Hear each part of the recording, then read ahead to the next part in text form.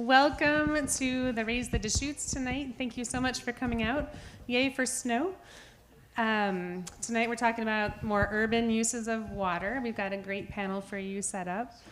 Before we jump into the program, I just want to start and thank the sponsors. We have City of Bend, Mount Bachelor and Sun Country Tours co-sponsoring, Hands in Hand Productions that's doing our video and live streaming, Open Space Event Studio, which is this beautiful space, Patagonia, Central Oregon Environmental Council, Mount Bachelor Rotary Club of Bend, and Wanderlust Tours. If anyone's interested in sponsoring so we can continue to keep these free to the public, let me know. I should probably introduce myself. I'm Kate Fitzpatrick. I'm the Executive Director of the Deschutes River Conservancy, and we've been around since 1996 with a mission to restore stream flow and water quality in the Deschutes using collaboration and consensus. I don't have any jokes tonight. I tried to find one that linked lawns, beer, and golf courses, and I failed, but I have a challenge. If anyone can create a joke that links those during the program, while paying close attention to our panelists, then we will give you a free Raise the Deschutes hat. Wow. Lori, you got this. I would like to do a land acknowledgement. We honor the Native people who have called this region home for thousands of years. We join them in stewardship of our rivers for the next 7 generations. And now I'm going to go ahead and introduce our panel. Lisa Seals, if you've been to any of these series, is our facilitator of the discussion. She's a program manager at the Deschutes River Conservancy, and she's a longtime educator. Mike Buettner is the Director of Utilities for the City of Bend. He has 17 years of experience working as a water, wastewater, and stormwater professional for local governments in Minnesota, didn't know, Arizona, and Oregon, and throughout that time has focused on urban water management and sustainability issues. Mike lives in Northeast Bend with his wife Jolene, 2 kids, and 2 French bulldogs named Maud and Basil. Didn't know that either. Right. Lori Faha is the Environmental Resources Manager for the City of Bend. She has 35 years of experience working as a city engineer, program manager for local government, and as a private consultant in Oregon with expertise in program development, project management, staff mentoring and development, policy development, strategic master planning, regulatory compliance, and a particular emphasis in stormwater and watershed management. Lori lives in Sisters with her husband Mike and has 2 kids that could literally be anywhere right now. And Lori always makes me laugh, and I'm sure you will be laughing tonight as well. Dan Denning is the Water Conservation Program Manager for the City of Bend. He has 20 years of experience developing, implementing, and managing the effectiveness of water conservation and efficiency programs in Oregon and California.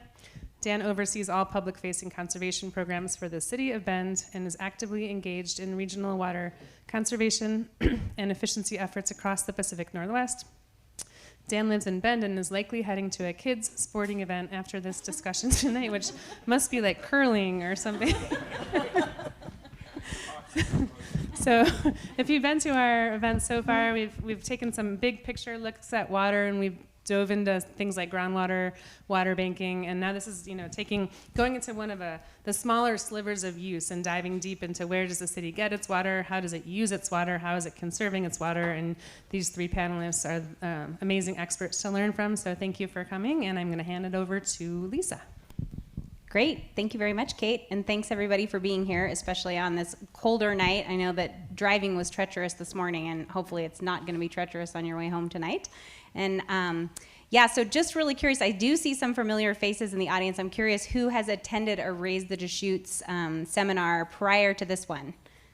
Wow, oh my God, I'm so impressed. We have so many repeat offenders. That means we must be helping, and thank you so much for continuing to come. So I'll reference a few little things that we've talked about in previous seminars to try to connect the dots about water use in the basin.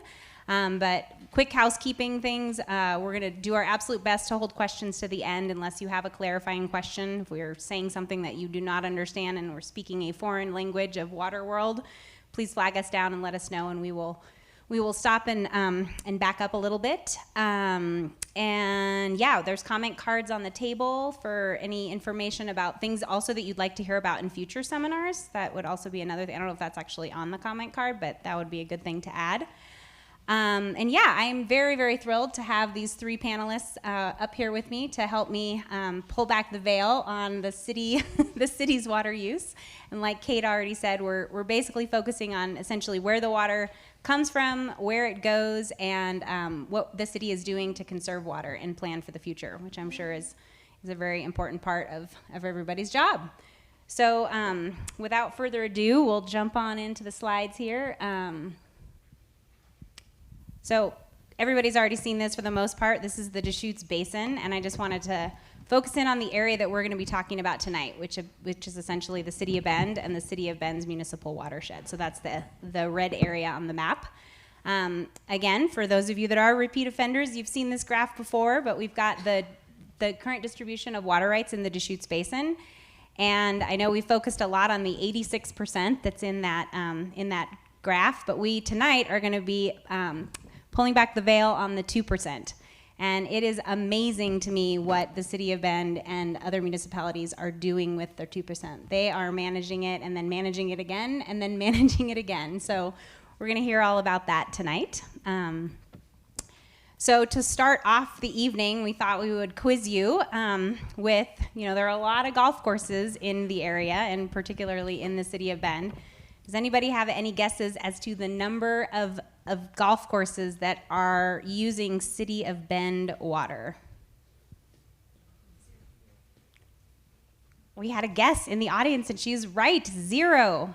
0 golf courses are using City of Bend water. So that is pretty amazing. So we will not be talking specifically about golf, but I do want to help you all understand a little bit more about how much water golf courses use, because I know I hear that all the time, right? Like, golf courses and breweries use all the water in the Deschutes Basin, and I know that's a pretty popular myth. So I just wanted to compare that 86% of the graph in that last chart amounts to about 720,000 acre feet of water. These are back of the envelope calculations. This is an average across a period of time, so maybe not every year, but by and large, most years, about 720,000 acre feet for agriculture. All the golf courses, all 30 of them in Central Oregon, together amount to about 1% of that water usage. So just to kind of help you all put that into perspective. So without further ado, we're going to take you back in time a little bit here to talk about Bend when it was first being settled or I should say resettled, but being settled as a city. And we're going to talk about what it was like back then and where and how our water system came to grow into the water system that it is today. So Mike, can you start by telling us a little bit about what it was like in the early part of the 1900s? I can try to. Yeah, absolutely. I'm terrible with microphones, folks, so just bear with me here. I will try and keep a straight neck and talk right into this thing. I do have a monitor over here, so I'm going to kind of look at that monitor while I tell some of these stories. But having a little context is always really good for water conversations, right? Whether you're talking about golf courses and trying to wrap your brain around what 1% of water use in Central Oregon looks like, or we're getting ready to dive into a conversation about the city and our water infrastructure and sort of the 100-year history that we're going to walk through here quickly. But I like to start with this photograph. This is Bend, Wall Street, 1910. There's a lot of really interesting things happening in this photo. If you've been to the River House Convention Center, you've probably seen these blown up 4 foot by 4 foot. Just going and standing in front of those photos, you can really just take a lot of detail in what's happening here. But the reason I shared this one is just because of the time frame. 1910 was a really important time in Central Oregon and Bend specifically. A really active time, a time of uncertainty, a time of a lot of speculation, development, water infrastructure. The settlers that were coming here were really learning a lot about the region. So if you think about some of those events, there's some key events that I wanted to just identify that really propelled Bend to being, who we are today. The first one was 1905 and the incorporation of our town. If you look at this photograph on the left-hand side there, you do see City Hall on the left-hand side, a wooden building, so that would have been 5 years, probably a relatively new building. But we've been incorporated for 5 years. Total population in Bend was roughly about 500 people. 500 citizens voted in that first election, roughly. But again, it was really, really wide open and uncertain as to where the railroads were going to end up, right? Was it Bend? Was it Tumalo? Was it somewhere else? Was there a need for another county, right? Bend was in Crook County. Prineville was the county seat. There was a lot of uncertainty, but ultimately some other key events really came to fruition here over the next 5-10 years that really established Bend. And one of them was look at my notes here. So the construction at Mirror Pond really began in 1909, culminated in 1910, established the first power grid in downtown Bend. If you look closely at this photo on the far right, you see one of those first lights. I think that's pretty cool. This photo was taken in 1910. That's probably a brand new street light you're seeing there. Who knows if those gentlemen there are gawking and wonder at what's going on with that. But that was a huge accomplishment for the city of Bend at that time. Or it wasn't the city of Bend. It was the Pilot Butte Development Company, I believe. Also at that time, the railroads were coming down from the north towards Bend. And really, once it was established that it was going to be Bend in 1911, that was a huge event for the city itself. That really meant that this was going to be the place of commerce for the foreseeable future. Obviously, your logging mills, your logging interests were glad to see that. We're glad to see sort of that happen and really bring some transportation to the area. Speaking of transportation, can I go to the next photo? Yes. So both mills are active in 1910. Deschutes County is formed in 1916. Bend is established as the county seat of Deschutes County. Our population by 1920 is about 5,000 people. So in that 15-year period from 1905 to 1920, we went from 500 people to 5,000, right? You can hear them complaining about the growth 100 years ago, right? Not unlike what we're all used to seeing. Right. So the Deschutes River, though, was the source of drinking water for the community, and that was a huge liability. Think about what's happening at this town. Everything is going for it except this, right? The Deschutes River was primarily used as transportation for logging interests, right? This is just upstream from Bend in the old mill area, on top of what is today REI, looking south, right? So you look out there to your right, I guess that's probably River Bend, Farewell Bend Park on your right, a traffic jam in Reed Market on your far left, right? But log transmission, and so water quality was not the priority, right? So that finally started to catch up with the city. The city's first, or I should say the community's first water system was initially constructed in 1905 by the development companies. And really the most important part of that was the water wheel. This was the first pumping station that was located on the east side of the river, just south of Portland Bridge. So if you think about that area right now, there's a power substation right there. That was really the first pumping station for the city of Bend. This wheel pushed water through a real rudimentary filtration system of rock-filled chambers into another chamber, and then that water was pumped up to the first water tower, which was on the top of Hospital Hill. So a quick show of hands here. How many people know where Hospital Hill is? I love it. History buffs. Right? This is my favorite stuff. We could talk all out on the history stuff. Hospital Hill is elevated area just east of downtown. Right now, the Doubletree Hotel is on it. This is just east of the Oxford Hotel, just east of Thump Coffee if you're a caffeine addict. But if you walk around downtown Bend, you'll realize that was the first Hospital Hill, obviously where the city's first hospital was built, where the first water tower was constructed. This was all about fire suppression. This was not about getting water to your petunias in the front yard or water to your toilet or your water closet. This was about having a water system that would be able to put out a fire if it were to occur. You had to have a fire suppression system as a community to be insured. You had to be insured to be able to grow and sell plots to your community. So this piece of infrastructure was one of the most critical pieces of infrastructure in Bend's first water history. So what I'm hearing is that we grew from 1905 to like 500-ish people to 5,000 people in 1920, and we're using water from the Deschutes River as drinking water. Yeah. And at the same time, the Deschutes River was also being tasked with moving a lot of logs, and I'm sure there was grazing and other water uses, and so water quality. Well, water quality was, I'm sure, fast becoming an issue. Tell us what happened at that point, and where was the city of Bend in terms of trying to figure out how to provide good water for their community as it continues to grow. Right, so really tough spot for a growing community. Early 1920s, you've got water quality issues, major issues for Bend Water, Power and Light, the owner of the water system at the time. Ultimately, they had a decision to make. Do we advance in advanced filtration? Do we look for a different source of water supply, or do we get out of the water business? And they chose the latter.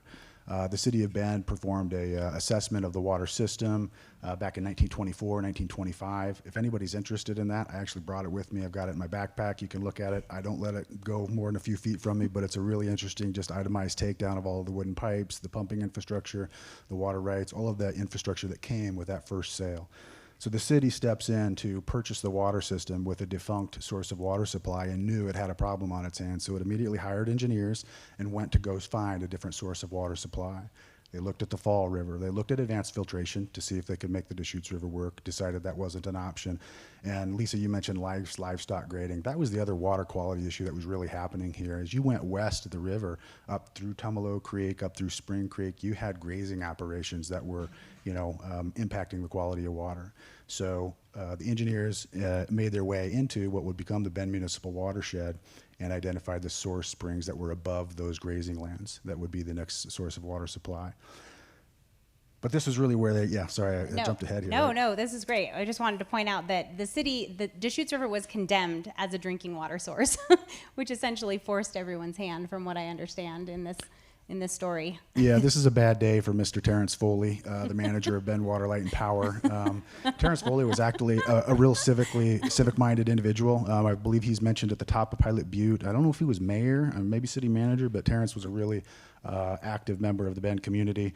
But just imagine getting this. In order to make the water situation clear to the citizens of your city, I'm writing this letter and sending copies to the press and city officials. So like as a water utility, like... Your heart's already beaten. Your day is already ruined. Your company is undoubtedly much interested in providing safe water supply for the city of Bend. Water to be fit for domestic use must be absolutely pure and free from animal and human contamination. I've been unable to find a source of supply in the Bend district. It goes on to say samples taken from Spring River, Tumalo Creek were all polluted. The full notice, you should go read this thing. It goes into like dysentery and diarrhea and the impact on the community. It's like you read this and you're a prospector and you're looking at Bend, you're not going to Bend, you're going somewhere else. I mean, you see stories like this though in Flint, Michigan, in Jackson, Mississippi. I mean, water quality will turn a town upside down and it will ruin it quickly. And that's really what the city was faced at that time. Yeah, and I also want to point out that there was a whole community of people that also relied on the Deschutes River before the resettlement and before the growth that was being experienced at the turn of the century. I mean, all the tribes and Native Americans had been working and living in the area, and so it was also their water source. So this was definitely something that we needed to turn around, and it still remains their water source today. So we're focusing back on where the city determined was going to be the source of water going forward, and again, refocusing us all in on the area on the map, which is Tumalo Creek, and very specifically the Bend Municipal Watershed. And this is, you can see Tumalo Falls, if I can use the right button, up here in the right-hand side of the map. And Bridge Creek is actually a tributary to Tumalo Creek. And the purple area is the city's watershed. Just out of curiosity, how many people have been hiking or biking or walking or doing something in this general zone? Oh my God, almost everyone. Okay, so everyone's familiar with it. How many people have seen the signs about no biking and no dogs? Okay. Right. Have any of you ridden your horse in there yet? You better. Yeah, okay. So yeah, all of that is obviously off limits in that general zone for good reasons, because we're protecting that watershed specifically for drinking water for the city of Bend. So Lisa, just to chime in, so the city hires engineers. They identify Prowl Springs or the source springs here that fed this area on the far left of the graphic here. You see, they identified that as this robust source springs that could provide water to this community. We're going to go into the next few slides here and get into some additional graphics that really show you how it works, how it operates, and I've got some pictures here for you as well. So we'll talk about the surface water system here. Prowl Springs, right up there, it's a higher elevation, so that's a robust spring. It really comes down in elevation and feeds both the middle fork of the Tumalo Creek as well as Bridge Creek.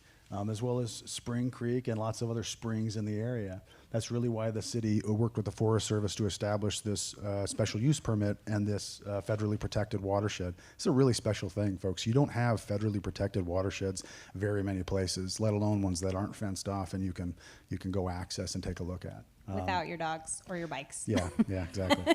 Leave them at home.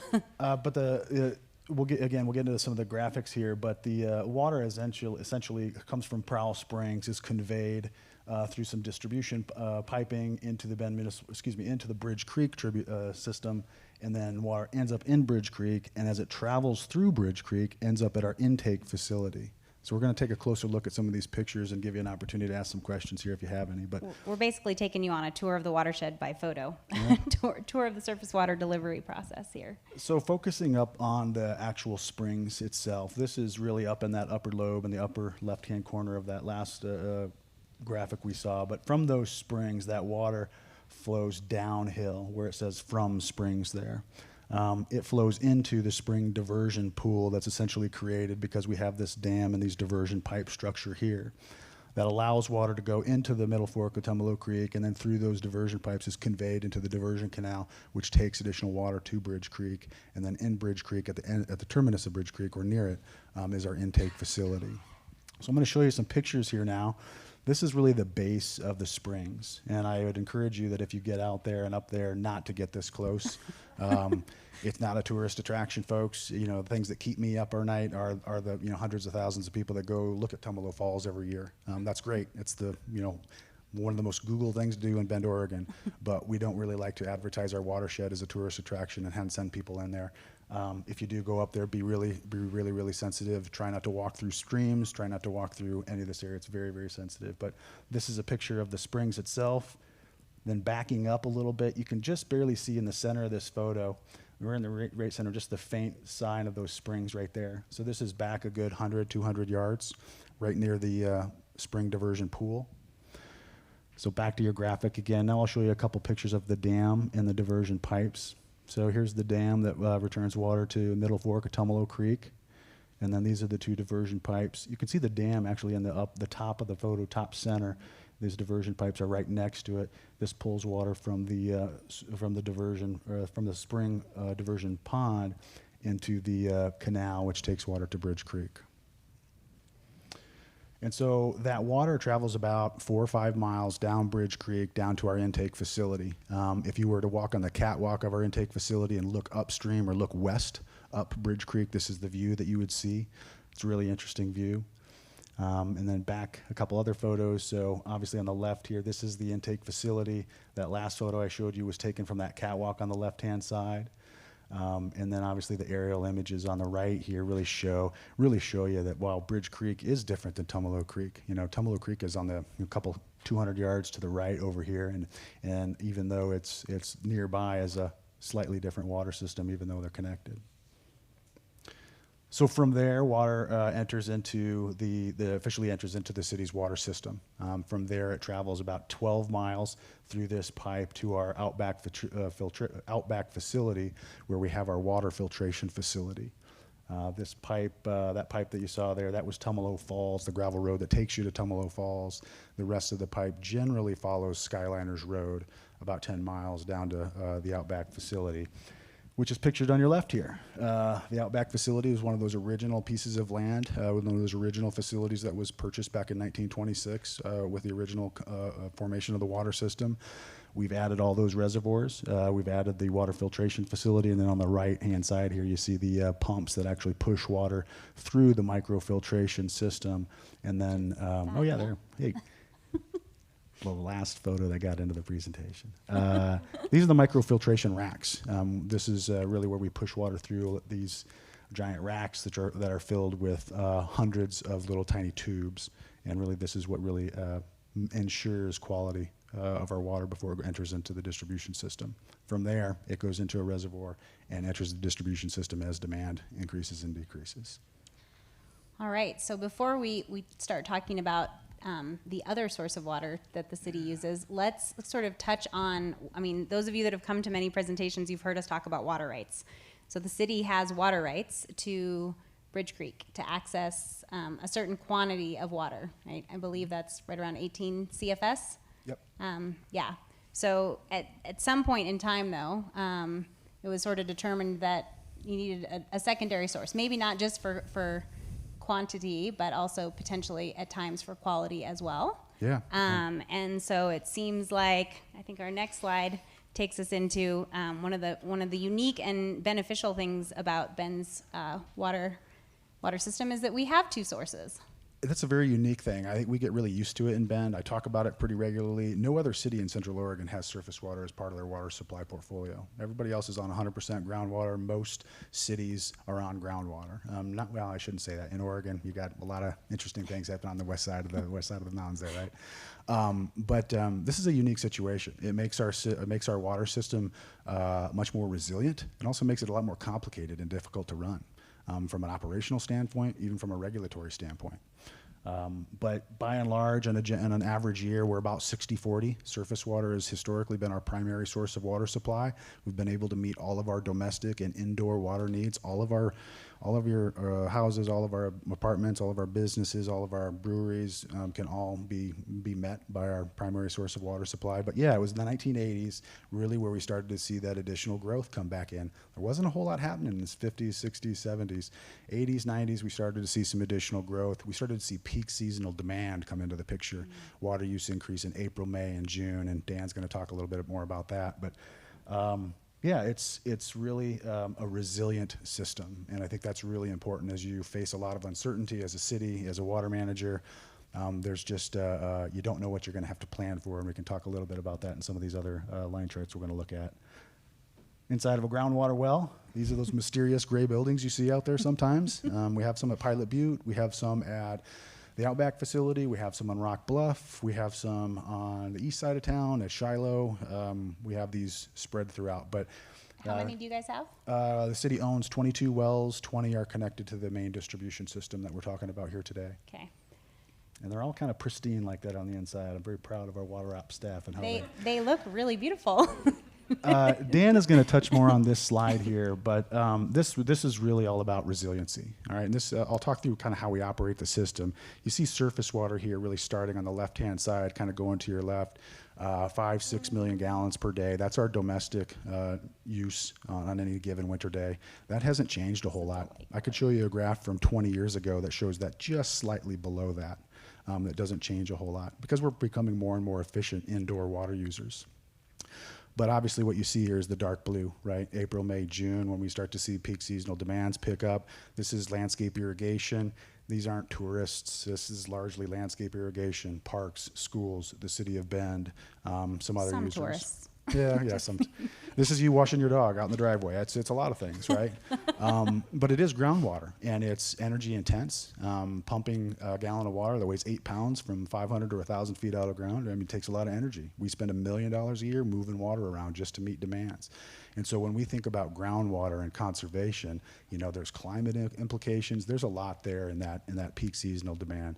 The thing I wanted to show you here was really what's happening in the middle of this graph. Does anybody remember what happened in the middle of last year in the water world?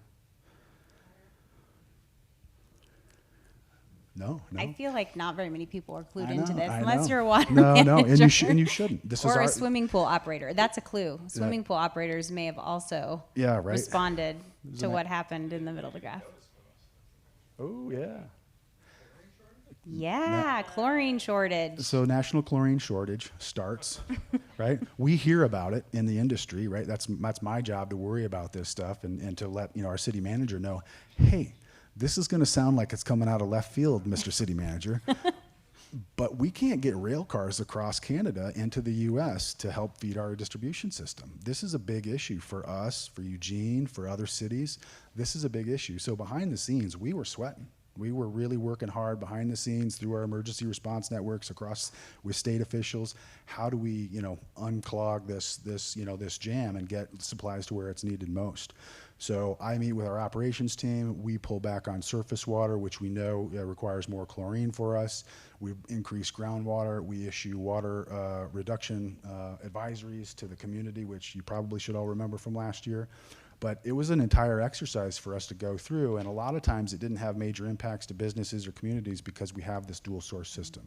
Yeah. It can attenuate for these weird impacts, and if it's not a chlorine shortage, it's something else. It's a mechanical failure later in the year, or it's something that you just can't predict. And so having two sources as a growing community with a lot of uncertainty on the horizon is the best position to be in. So it's both a benefit, but there's a pro and there's a con. And the con side of it is, as Mike mentioned, it's expensive. You know, there's pumping involved with the groundwater, accessing groundwater, and that has implications for the climate action plan and the city's goals at meeting those goals. But it also has implications with regard to groundwater mitigation, which we mentioned in, I don't know, I'm curious how many people came or watched the groundwater talk last time. Okay, so a handful of you. So groundwater mitigation is also a piece of the puzzle. The city is required to mitigate for its groundwater use.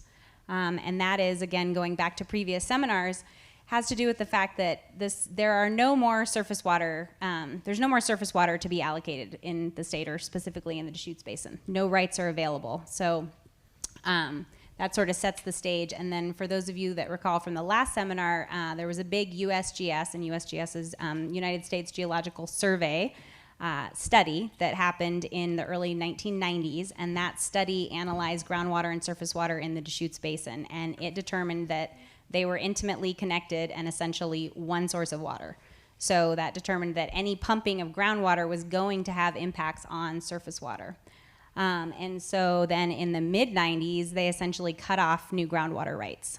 And shortly thereafter, the mitigation program was born in 2002, actually. And this and again, the mitigation program specifically was saying that if you have a new groundwater usage, you have to mitigate for that usage by putting water back in stream. And that specifically was to protect the springs in the lower part of the basin, closer to that Lake Billy Chinook area. If you recall, there's Opal Springs in the Crooked River, and there's springs in the Deschutes where water just literally bubbles, groundwater bubbles out of the ground and really contributes to the flows in the lower basin.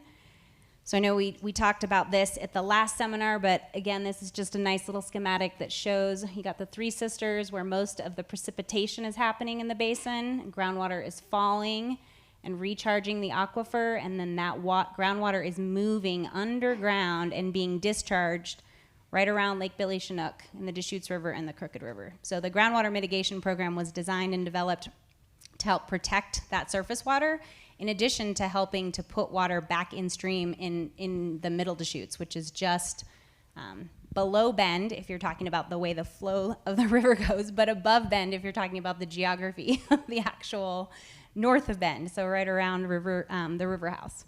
So that is the groundwater mitigation program, and it has been quite successful. I mean, as a result of the groundwater mitigation program, about 67 CFS has been permanently restored in stream throughout the basin. And then there's also temporary in-stream transfers that also account for another 15 to 20 CFS. So we're seeing more water in stretches of river that didn't previously have water in them before the groundwater mitigation program. And as a result, the cities in general have access to groundwater for pumping for municipal uses. So, but it's not without its challenges. And we didn't really have time to get into this, and we're going to gloss over it, but maybe we can talk a little bit more about it in the Q&A. There are limited, some of the challenges are there are limited permanent mitigation options available out there. A lot more people are happier, I think, or it's easier to go with the temporary than to go with the permanent. They're also, when they started the program in 2002, they put a 200 CFS cap on the program, meaning that was as much groundwater as could be pumped and mitigated for by in-stream transfers. And we're, I think, getting pretty close to that cap. And then the program is actually due to sunset in 2029. So the state, as you learned in the last seminar, is currently having a groundwater allocation project discussion about what to do about groundwater. And so, yeah, that leaves a little bit of uncertainty for groundwater users. So that's, I guess, the the con. Can I add to that? Yes, please. It's the uncertainty. Yeah. We need to plan for this, and not just short-term horizons, 20-year horizons, 40-year horizons, 50-year horizons. And so for cities in Central Oregon, Bend being one of them, having a functioning mitigation program, that's important. Just having the framework, the tools, setting that up from scratch is a really, really difficult task to do. And so as the state goes through and reviews the groundwater allocation policies, I think that's one of the things we would really like to come out of this update with, or this updated policies with, is a functioning mitigation program that even reevaluates the sunset and the cap. Just so that we can have some certainty over the future, over the foreseeable future, and end speculation that's happening in the basin right now. Having that functioning program is really something that's going to be key to not just cities restoring in-stream flows, restoring flows to sensitive areas, middle Deschutes, lower Deschutes, different areas. So, Yeah. So with that, hopefully we've answered most of your questions about where the water comes from. And now I believe we're going to transition into where does the water go? So, well, it goes to your taps, which is pretty great. Lori is going to start by shedding some light on this map that is a map of the service area of the city of Bend. So I'm just curious, how many people in here receive water from the city of Bend? Okay, most of you. All right. There are other providers, though. There are. So this is a map. Well, first of all, I want to say it's complicated. So, and the city deals with, I'll call the full water cycle of water, and I want to talk about all of those. So we talked about the source, but yeah, let's talk about use and reuse and discharge and all of those types of things. This so water, sewer, and stormwater are all utilities at the city of Bend. So they all have utility rates. They all have regulatory requirements that we have to meet, mostly in regards to water quality. And this particular map is about drinking water. And so our service area boundaries for the city of Bend don't include all of our urban growth boundary. Right. So this map shows that there are other water providers.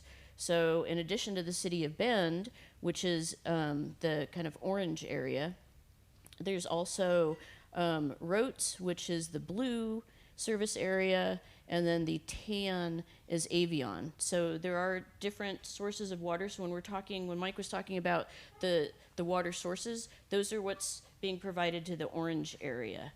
I will say for sanitary sewer and stormwater, we provide services to the entire city boundary, which is that black line. So it does get a little confusing. So those lucky people get 2 bills in the mail instead of just one. Yes. So here's the rest of the water system. We focused in on the left, and now Lori's going to take us through talking about what's going on with the rest of the city on the right, and specifically where those arrows are. Yes. So we'll talk about, so up on the top right, you'll see what's called our water reclamation facility, which is our nice way of talking about wastewater treatment, and I'll talk about that. The other 3 circles represent different elements of the stormwater management system, because wastewater is a system where you're collecting to a concentrated point and cleaning that water before you can discharge it. Stormwater is more of a diffuse system that goes all over the place, and I'll talk about that as well. Yeah. I will say that I think the easiest way to think about the difference between, say, wastewater and stormwater is wastewater is what goes down your drain in your house. So specifically that indoor water usage that's going down the kitchen, going dishwasher, toilets, all that kind of stuff is wastewater. Stormwater is any water that is being used outside of the home or water that's falling from the sky and that sort of makes its way into the stormwater system. So that's... I might adjust that a little bit because, like if you're irrigating your yard, that's not stormwater, but if you spray too much, it could go into the stormwater runoff system. From your yard. Yes. If you were over irrigating, most certainly would end up being stormwater. Or if you're really having too much fun washing your dog in the driveway, as Mike alluded to earlier, that would potentially end up as stormwater as well. Yeah. Wash the dog on the lawn. Dual purpose. All right. So tell us a little bit about where wastewater goes. What happens to the water that goes down the drain in your home, or down the toilet, I should say? Yeah. They're both the same, right? Toilet and drain? Yes, Yep. they all, Okay. down the sink, or you flush it, it all goes to the same place. So that goes into a series of pipes, and with the help of a bunch of pump stations as well, it all makes its way underground to the far, so we were talking about the far west end of town for the drinking water source. Now we're going to go to the far northeast side of town, and that's where the water reclamation facility is located.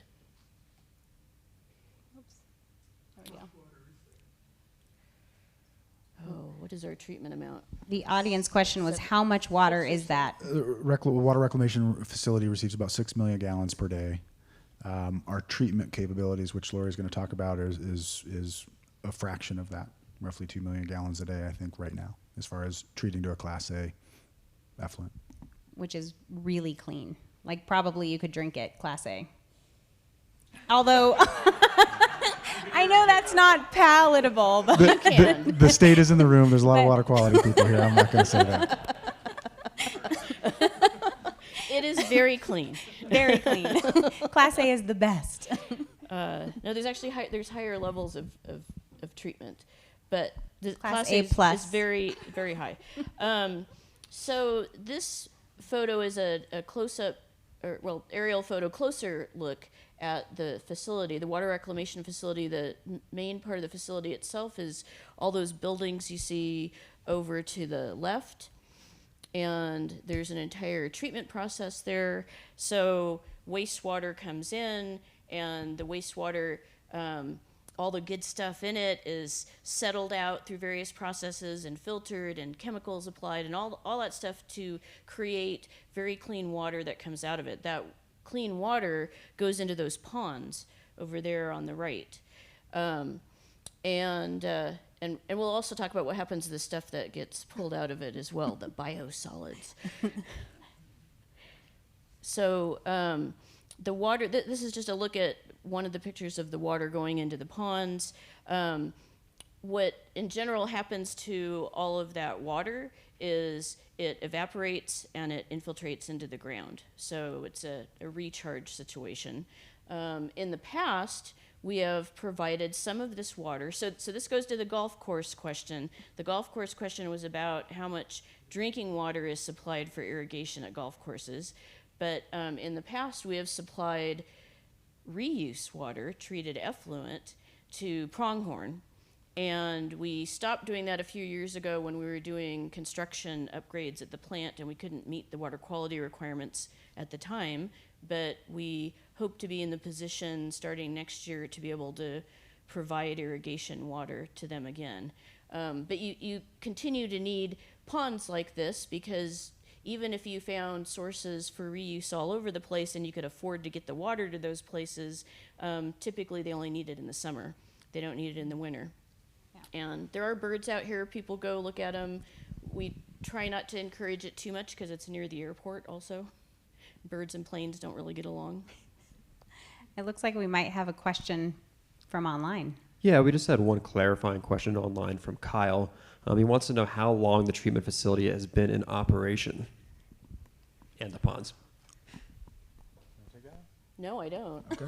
This is me being only at City of Bend for a few months. Sorry. Oh gosh, yeah. Well, what a great question for a member of our audience. Yeah, One of our members in the audience here tonight was actually one of the original designers and the lead engineer on the construction of this facility back in the early 1980s. And I think, Ned, if I'm right, 1983 is that where we went online? 1983. Okay, 1983. And what was the second part of the question? Pretty much it, just how long the facility has been in operation and the ponds. I'm assuming it's the same. Good to have a plant in the audience. Yep. All right. So we can continue on, and let's talk about biosolids. The good stuff you called it, right, Laura? It's the good stuff. So you can imagine there's a lot of material that's settled out and cleaned out of the wastewater, and we use good bacteria that like to munch that stuff up, but there's still remnants left, and it's there's chemicals applied and all of that. It's all settled out, and then it's spread out onto these drying beds, which allows it to become less volume and lighter in weight, and then it can be beneficially reused by farmers. So farmers come and pick this up and they apply this to their agricultural fields, typically for like hay or alfalfa type situations. Yeah, and this is my personal plug to the audience, to remember that everything that goes down your drain doesn't just disappear into some magical place.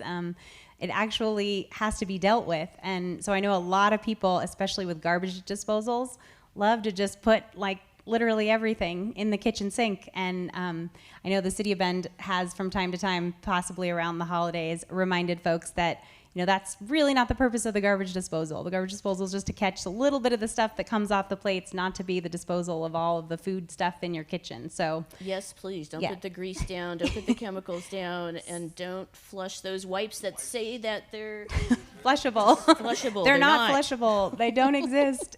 Yeah. So everybody be mindful of what you're putting down your drain, because it really does end up right here and then oftentimes back on an agricultural field. So important things to note. All right, so moving on to the next part of the where does the water go? There's all that water outside that falls from the sky or that might get runoff from an overly irrigated lawn or... I'm sure nobody does that. So. And yes, people will say, why is there a stormwater utility? You're charging me a rain tax. It doesn't rain that much here, but it does.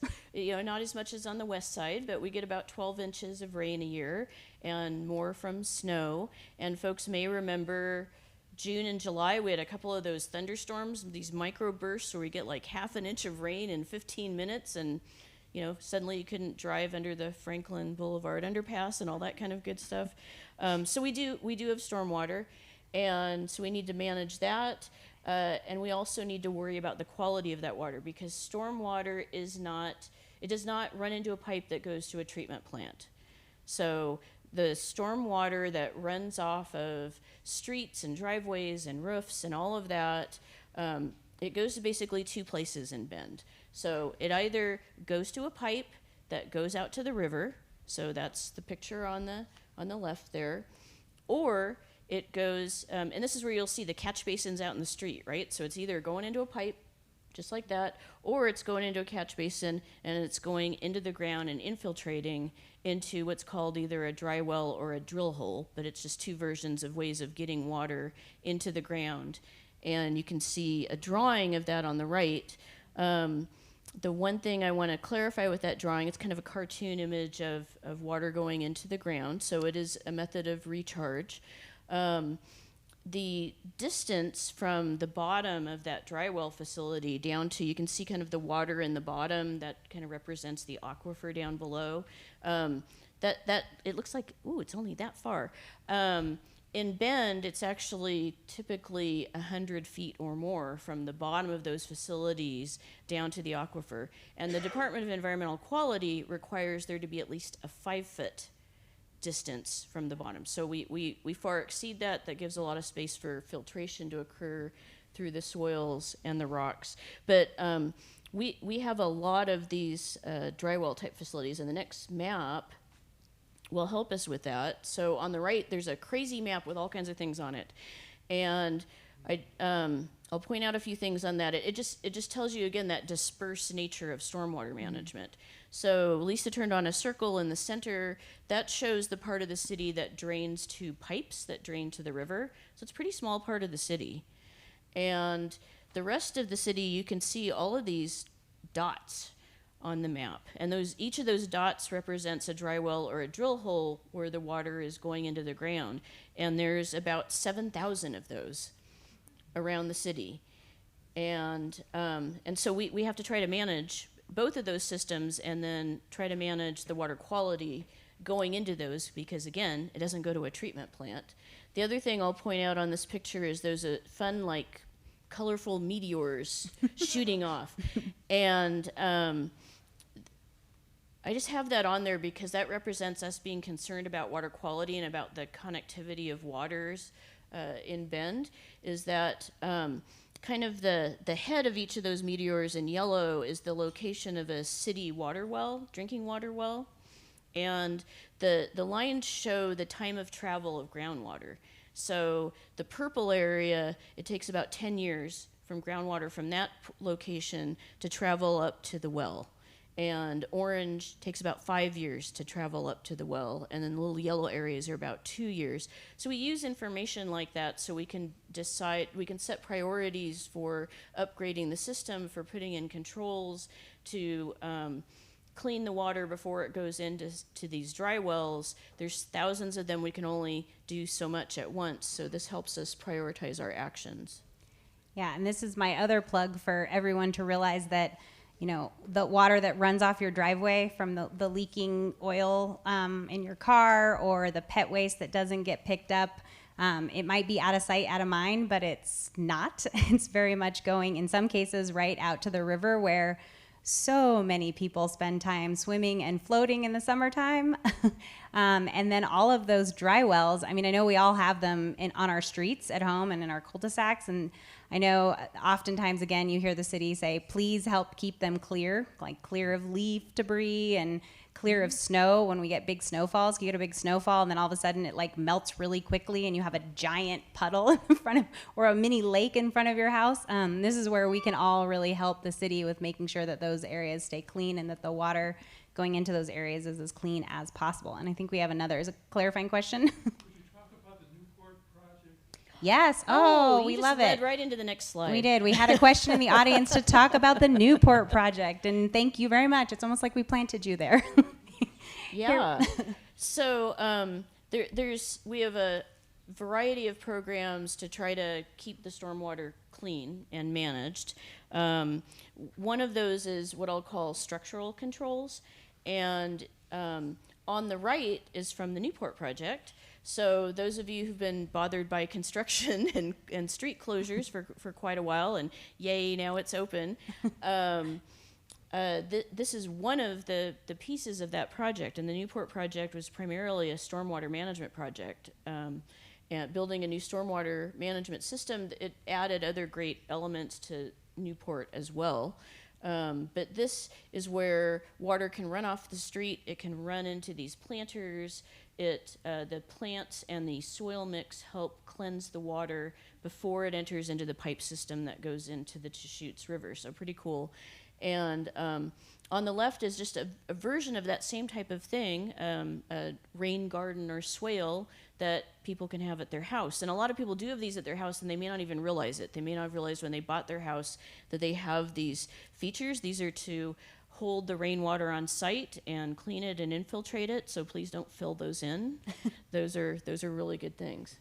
Yeah, so this is basically putting Mother Nature on the payroll to help with cleaning up the stormwater before it makes its way into the dry wells or into the river directly. So, and these are all native plants, which are low water use, which yeah, which Dan is a loves. great segue into. So at this point, we've covered where the water comes from, where it goes, and actually, where the water comes from, there's another element of where the water comes from, because even though the city of Bend has the dual system of groundwater and surface water, another big source of water for the city of Bend is actually conservation.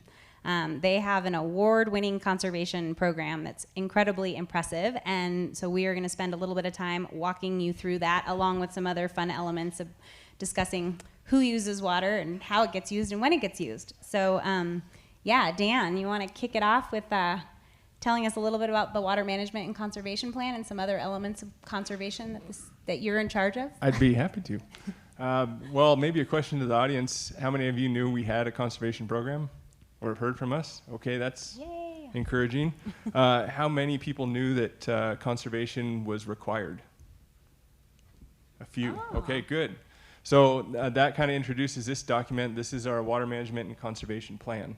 It's essentially a 20-year plan that we submit to the state that talks about how we use water in Bend. It talks about, it's our regulatory guidance document. It talks about how we're meeting our benchmarks in conservation, what our current efforts are, and what our future efforts will be. If you were to break that out, we have some required elements. We need to conduct a system-wide water audit every year. We have to report to the state how much water we're producing, how much we're selling, where it's going, and account for what they call non-revenue water. The other parts of that would be being fully metered, meter accuracy testing in place. So we want to know how accurate are our production meters and our customer meters for equity issues, reporting issues, water tracking and management issues. So if you broke this document out into a couple pieces regarding the conservation, it would be the required conservation and additional conservation. Additional conservation are where a lot of our seasonal programs come from with financial and technical assistance. So our sprinkler inspection program, our large landscape program, and the other part of that is utility financed retrofits for efficiency upgrades. So that's where our new side of our program is growing after this latest document in the rebates and incentives portion of our program. So the City of Bend is here to help you save water. We are. Yeah. I think, Oh, yeah, go ahead. yeah, in this document that may be on the next slide too, it also reports how we use water and who's using water in Bend. Yeah, so let's talk about that. Who yeah. is using water in Bend? I Perfect. mean, we're all using water in Bend. But who are big users of water in Bend? Or how does that even, what does that look like? Right, so our biggest, customer class, so these are customer classes. This is how we break all our customers up in the utility, is single-family residential. You can see that big chunk there. Following closely behind is commercial.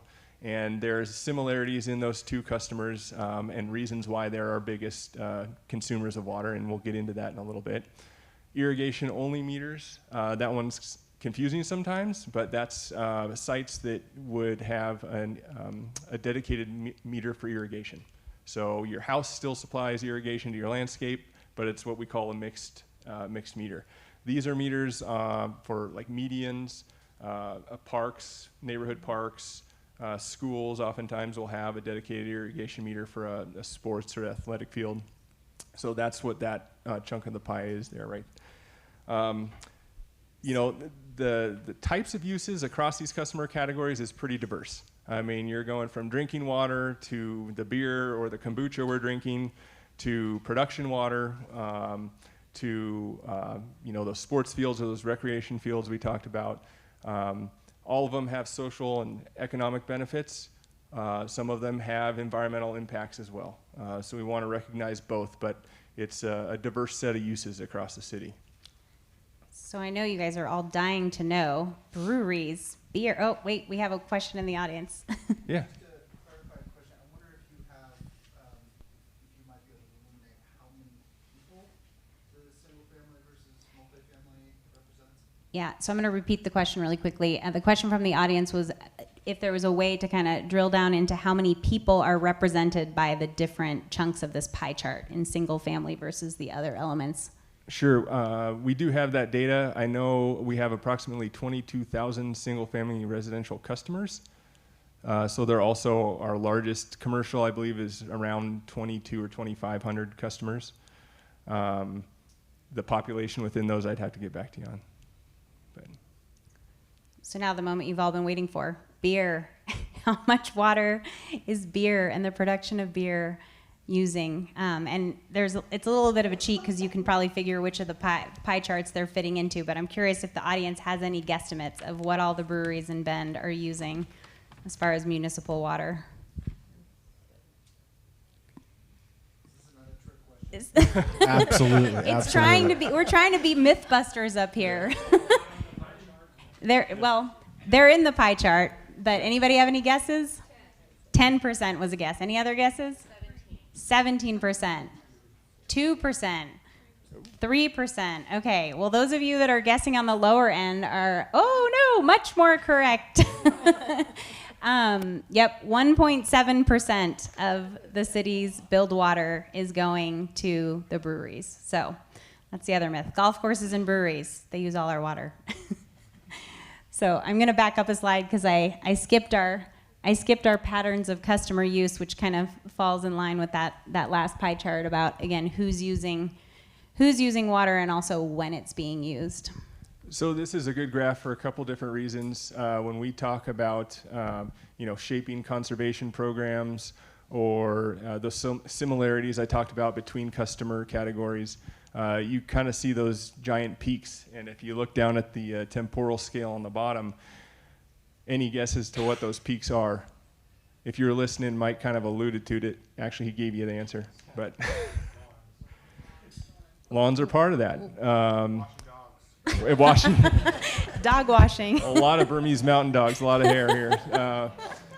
Yeah, so that's primarily landscape irrigation. Another fact that we get a lot is we don't serve any agricultural customers. We don't serve any golf courses. This is all urban landscape. And so if you notice those giant peaks, we'll refer to peak day demands later in this slide deck. But really, if you look at the similarities between single-family, commercial, and multifamily, and of course the irrigation only, those are really seasonal driven by environmental factors, but also by our landscapes and our irrigation management. So this plays into the data portion as well, and we'll talk a little bit about the type of data we're looking at the City of Bend. I believe this is just another look again at the graph that we put up a little earlier with the distribution of the surface and the groundwater with the dark blue and the light blue, but then it also shows that same seasonal pattern. So we added the red line there for you to see that that's probably what's happening in the inside of your house, and then everything above that line is what's happening outside of our homes. I saw a question over here.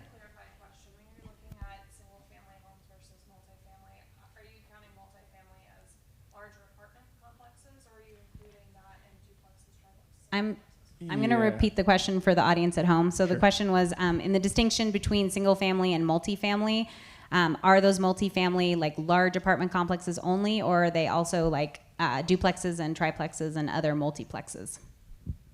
Yes. So I believe, we have a cutoff on units. I think it's about 4 units. But we're actually looking into some of that multifamily data to expand our offerings to that customer category. And so we do have like ADUs and things that are mixed in there as multifamily customers. Good question. Yeah. I think we have one other potential clarifying question from the audience as well. Yes, to clarify population, you said a couple of moments ago on a previous slide that an area on the graph represented about 22,000, and then I think you said maybe 2,500 for the other section.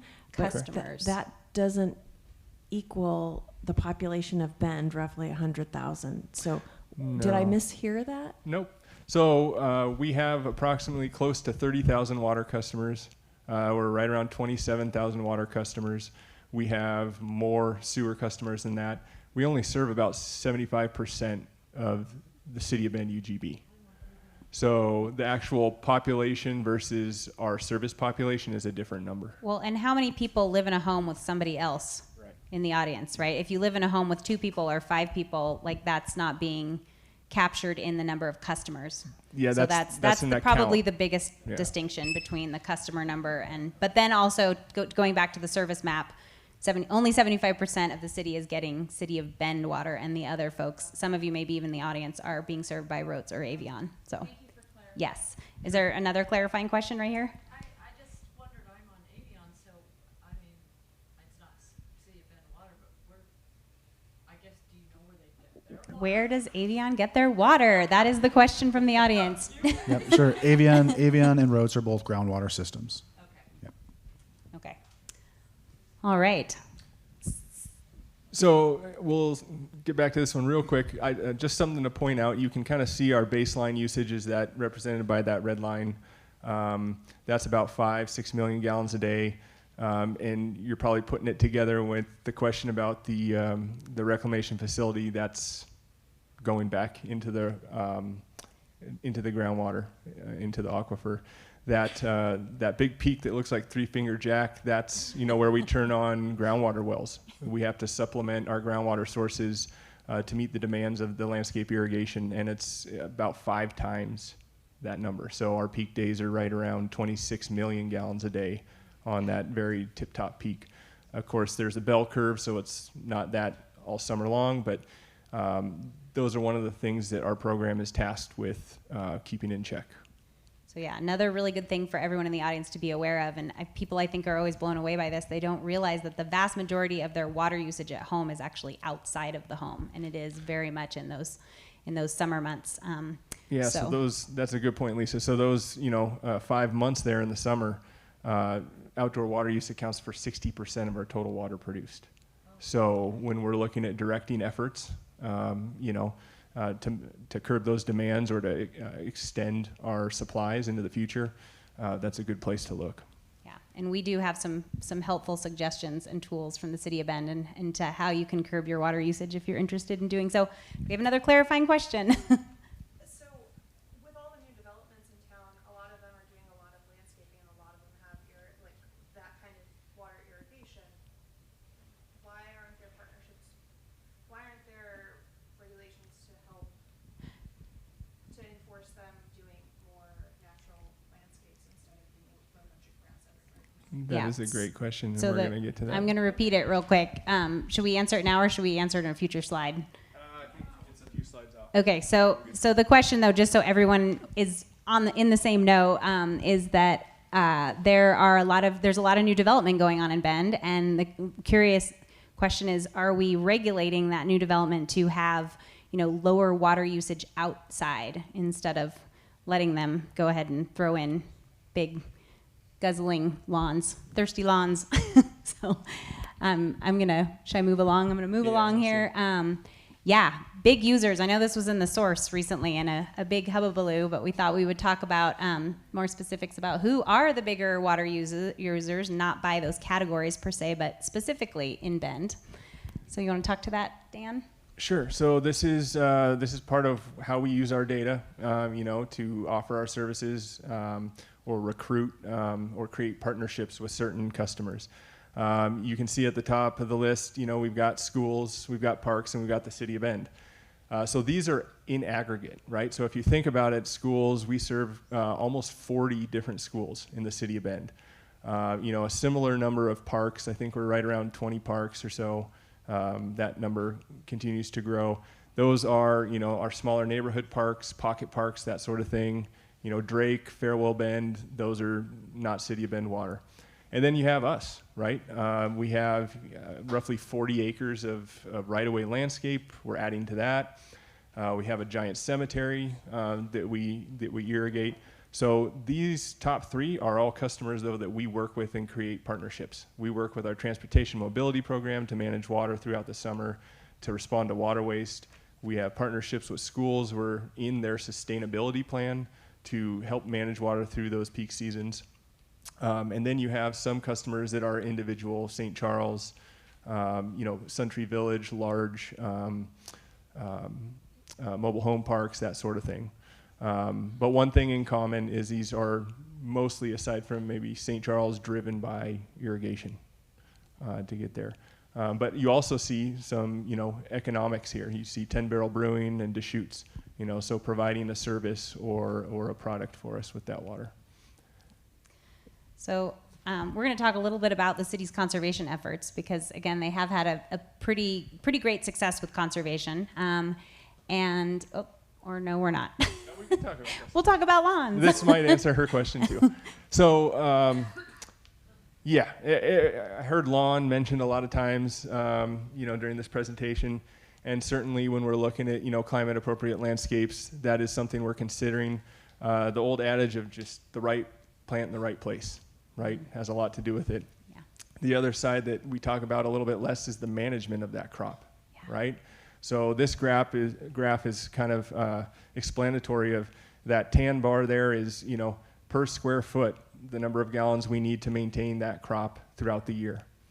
But because of our expectations for what we want our landscapes to look like, this goes back to like the old pastoral systems of England, I want my lawn to be green from space. This is how we manage it, right?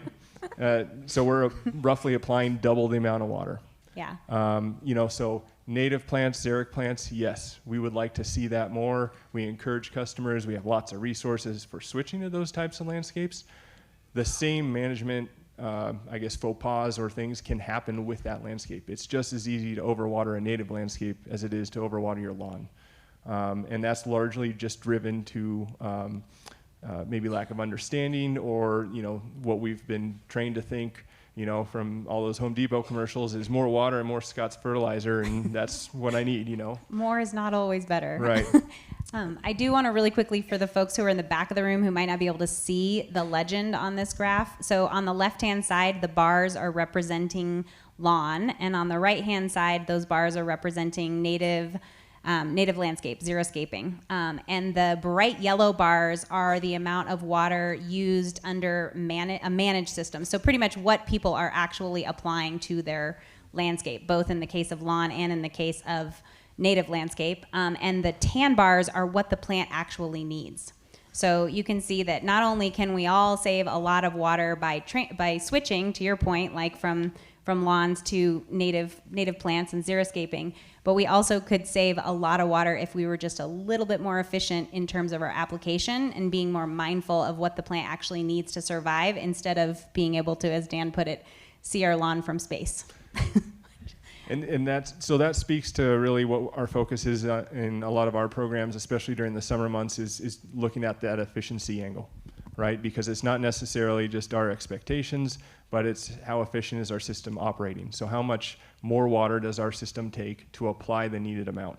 And I think the EPA estimates, unfortunately, that about 50% of that 60% of our water production that we apply gets lost to water waste. So when you're looking at millions of gallons per day, for us, that's why we have water waste code. That's why we have these programs talking about how to identify that water waste and improve efficiency. So that 60% of the water that's delivered outside, 50% of it theoretically could be water waste, which means then that it's ending up in the stormwater system and needing to be managed. So it's essentially a whole lot of work for, if we could all just take a page out of the efficiency book and be a little bit better with managing our water resources. So, which I know we can do, and the city of Bend is doing it successfully and has been for a very long time. I'm just gonna quickly point out again for the people in the back of the room that might not be able to read this graph. So the top line, that bluish green line at the top that kind of goes up and down but is mostly stable, that is the maximum daily demand in the city of Bend. And this is over a period of approximately 20 years. So on the left-hand side of the graph is 2000, the year 2000, when the city was delivering to approximately 14,000 customers. And then on the far right-hand side in 2021, there are 30,000 plus customers. And you will notice that peak maximum demand has remained relatively stable with more than double the number of connections. So that's the shout out, kudos to the amazing work that the city and Dan, I think in particular, is working on to keep this stable so that we all have water, and so that the city can deliver the water that's needed at the time that it's needed. Yeah, so just real quick to touch on this one, this goes back to that graph of the two blue bell curves and that peak day demand that we talked about of 26 million gallons. So again, that's just a single snapshot in time of basically the demand or the stress that gets put on our water system. And the implications of that, if that gets too high, is we're not able to recover our water overnight. We're producing too much water into the system and not having time to recover, and that's where we get to things like curtailment and the need for more, I guess, regulation, you would say. So this has benefits, positive benefits for everybody here. Those bar charts are just, that's ET or evapotranspiration. It's just a fancy way of saying weather, and that's one of the drivers that drives how we manage our crops. So you kind of see the variability, yet despite growth, we're doing pretty good on our peak day demand. This isn't total volume of water production. Obviously that increases, but if you look at it, it's roughly 2-5% year to year, but we do see fluctuations just like that green line. So it's not a constant uptrend. But I think the next one is talking about planning. Yeah, so this is, we're going to talk a little bit about what happens if we continue the status quo versus like getting more efficient and taking more, steps to conserve water. So we have this cool chart, which from what I understand, the red is we do what we've been doing, we stay on the same trajectory. Mm-hmm. And then the orange is what you all have decided in terms of conservation. And Yeah, so this is straight out of the Water Management and Conservation Plan. This is our conservation analysis portion that we actually integrated into the Water Master Plan, which is an engineering exercise of looking at our ability to serve and identify projects that need to be upgraded. So that's pretty substantial to take conservation and insert it as a source of supply into an engineering exercise. Not a lot of places do that. But essentially what it boiled down to was we have a suite of conservation measures, some of those being development code additions of how we develop our homes here in Bend. Some of those are the rebates and incentives to get, the existing homes to that standard. And if we look at the orange line, that is the total suite. We decided we have indoor, outdoor measures. We could do one or the other, we could do them all. That orange line is what we decided to go with. So right now, over the next, this is a 20-year time scale. That's where we're moving forward, and that's the offset. You can ignore the millions of gallons, but basically what it said is we would offset the need for 3 new wells and a reservoir, which equals about $21 million in infrastructure if we invested 10 into conservation. So that's a saving of $11 million. That's a deal that's hard to pass by. And so we are doing that. We are currently in talks, making those code changes. We have a rebate pilot that we started this year, and we're expanding that into the multifamily sector next year. So we're excited about that. But I joke because I'm looking at that and I'm just going, no pressure, guys. We can do this. But this really makes it come full circle. Like this is the third water source for the city. So you've got the groundwater, the surface water, and the conservation of how we're going to meet future demands and planning. Yeah, the cheapest water is the water we already have, and it's extending that supply and using it efficiently. Yeah. Okay, we have a bunch of questions that are popping up in the audience. I guess if they're clarifying questions, we also are like 2 or 3 slides away from finishing up and then taking all the questions. So clarifying question. Clarifying question. Got a Okay. mic right behind you, sir. About 15 years ago, we were living in another city. We conserved so well because the city asked us to, and then they upped our price of water. That's unfortunate. Okay. Is that possible? Yeah, absolutely, that's possible. No, how do you fund conservation programs? Through your operations and maintenance, but then you dwindle your incoming revenue that you need to provide that service. So what you're seeing are utilities getting creative with different rate structures to ensure the revenue stability, and so that it's not based on the volume of water that you use. So in the future, you might see a budget-based rate that provides you an allocation based on how many people live in your home and the square footage of your property. It's up to you to hit that target and use within that amount. You use above it, you're going to get dinged financially. You use below it, it's going to be really, really cheap. That's how you offset that and continue to have some sort of revenue requirement to deliver the service without eroding your revenue over time. But it's a pretty common thought, or I guess action, for utilities that really dive into this head first and don't think about the financial implications. So there's a whole rate strategy conversation here that we're not talking about that I'm working on with the CFO and the city manager to say, let's make sure we can still fund this utility in 10 years as Dan really cranks down the water use here through conservation. And just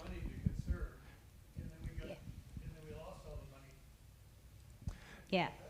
Well, you're spending money for a water supply, right? I mean, it's an investment. Yeah. Okay. We're gonna continue the conversation, but we're like 2 or 3 slides away from finishing the presentation and taking all the questions and having all the good conversation. We want to have time for that, so I'm going to move us along. Do you have a quick clarifying question? This gal asked about the new development, and are they being held to a conservative plan, or are they allowed to plant these large lawns without any penalty? And we didn't hear the answer. Did it circle around and get said? Can you repeat it? I addressed it briefly.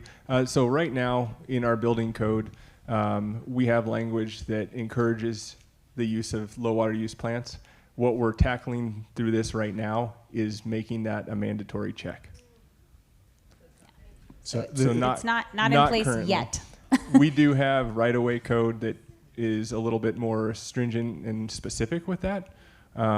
So if you notice like right-of-way projects on 14th Street or Empire or Murphy Road, you're not having that turf be installed. And so that's, you know, an example of what's happening right now. As far as the private development, new subdivisions or commercial plexes, that's what we are currently working on. And how long will it take to get it into code? Is that a 1-year thing or a 10-year thing? I hope it's a 1-year thing. We'll see. One to two. Yeah. So the quick math, last year in front of our council, we got the green light to double down on conservation and do what Dan is doing. We're knee deep in that right now, assembling the internal stakeholders needed to make those code changes, getting in line with all the hundreds of other things happening across the city, and making sure that we can move the needle there to help, you know, Avion, roads, and everybody make sure that Bend is a really water efficient community. It's not just, you know, the one, you know, municipally owned water utility. We see the same stuff. In the future, you will not see a curb line with a row of sprinklers that goes along it. It can't happen. You can't do it and not put water on the street. So that's where we've got to get better and just be really honest with ourselves. Like, you know, this is an evolution. There are developments by developments where we know we can get better, and we see them every time they get built. But we are getting better in that area. And this is, you know, a more cost efficient way for everybody to do it. You know, for the ratepayer, for the consumer, for us. All right, I know we have 3 questions online, but I'm wondering if we can hold those for just a few more minutes while we finish out here. So the city is obviously doing a lot of planning for the future, and that's both with goals and tools in mind, and I think maybe we should just focus on the goals for now, and if folks have questions about the tools, we can talk about the tools. Yeah, you can just leave this up, and then if there's questions specifically about any of these, we can answer them. But yeah, some of our key goals are, we've talked about the dual source of water supply, and we need to maintain that. I guess we should make it the triple source, because we have the conservation program as well. We do need to plan for growth. We need to think ahead and be able to accommodate it. Our land use laws require that. And we also, at the same time, need to maintain what we have. In this country, we're not often really good about thinking about taking care of what we've already built. So we need to be able to do that as well. That's important to us. And we have regulatory requirements over all of these programs. Again, like I said, largely about water quality, but also things like we have water rights that tell us how much water we have available to us and when. So, and I'll leave it at that, and I won't go into the tools. I'll put this back up in case people have questions about the tools, but I also really want to just quickly say that you guys can all be part of the solution. Oftentimes we have these conversations, and folks, you know, are always like, what can I do? And this is the perfect talk where we can say, there is so much stuff that you all can do. So inside your home, I don't know how many people have signed up for WaterSmart. Raise your hand if you've signed up for a WaterSmart account. Okay, a handful of you. WaterSmart is such a cool program. You can go on this link through the City of Bend's website, and it will give you a breakdown of your daily water usage, which is super fascinating. For me, it helped me uncover like what's my biggest water hog of everything I do in my house, you know? So that's really great information. Also just replacing old fixtures with more high efficiency fixtures, and it sounds like there's gonna be rebates available to be able to do that, which is great.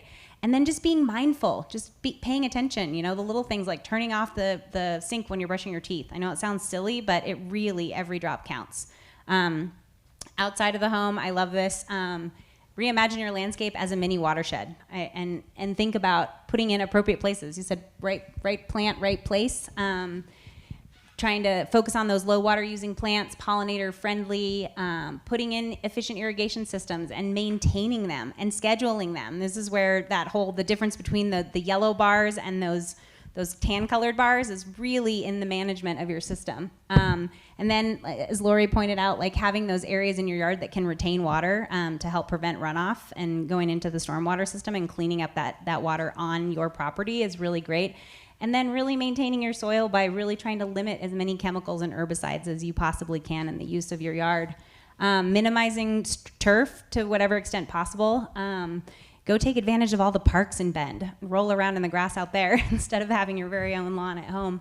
Advocating within HOAs. I know a lot of HOAs have requirements about lawns, and like that's a place where you guys can all advocate on your own behalf of your neighborhood to say, hey, we don't all need to have a lawn. Let's have something else instead. And then, yeah, taking advantage of all the programs that I'm sure Dan can talk more about at length about sprinkler maintenance and leak detection and all sorts of things.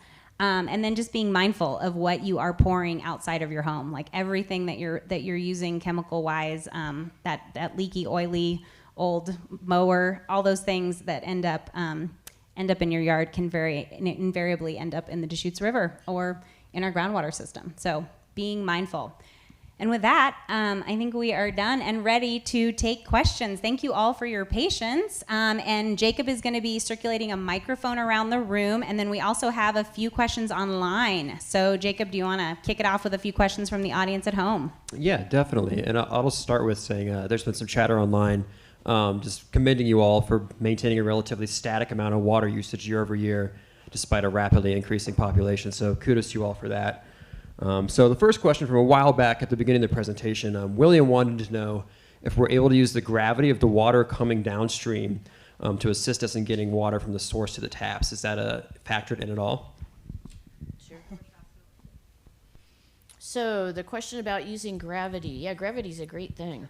That's why we have enough pressure in the system to meet the needs at the taps. In fact, we have an excess amount of the forces of gravity, and it's why we're actually doing a study right now to evaluate the ability to utilize some of that excess pressure from that 1,000-foot drop in the system to be able to put turbines inside the water lines and generate electricity. Excellent. Thank you for that answer. So a second question from about 30 minutes ago. Christine wanted to know, so we talk about how there's plenty of water for the city and how we've maintained a relatively static amount year over year.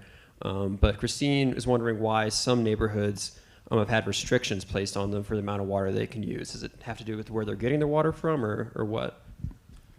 I'd say, I'll take a swing at that, Dan. Feel free to chime in. I think that you hit it right there in the end. It's the source of the water. Where's it coming from? Mm-hmm. That's kind of the complicated issue that's happening right now is you have different water purveyors, right, within the same UGB. You also have irrigation districts that have different water relationships with different utilities.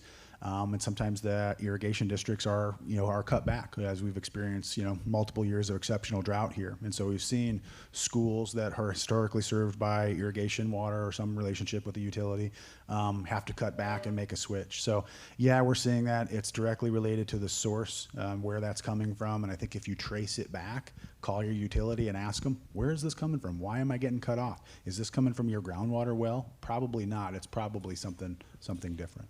And to tie it back to previous Raise the Deschutes talks, that probably has to do with the actual date on the certificate of the irrigation water right and that being curtailed in terms of priority. So chances are that they have a newer priority date on that certificate and are tied to an irrigation district that is being curtailed because there's not enough water in the river to serve those needs.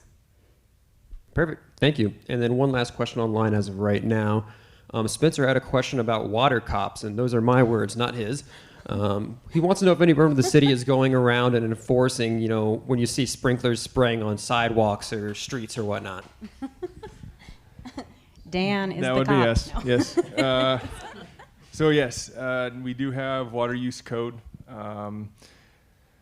Not everybody's super familiar with it. Nobody memorizes code books, but yes, we do have watering hours, watering days. These are all basically to split up water use to kind of manage those peak times to make water use the most effective so we're not watering in the middle of the day. But we also have things regarding dry flows, so where it crosses over into stormwater irrigation runoff, fixing leaking plumbing devices or fixtures, right? I think last year we sent over 11,000 leak notices to customers. That's part of the infrastructure and the things that we're investing in, the tools we're investing in. Some utilities might take 2 or 3 months looking at water bills to be able to identify the leak and notify a customer. We can do it in 72 hours. Those open up good conversations with people. But to get back to the question at hand, yes, we have what we call active management areas where we have people looking for water waste. We also have places on our website where people can report it.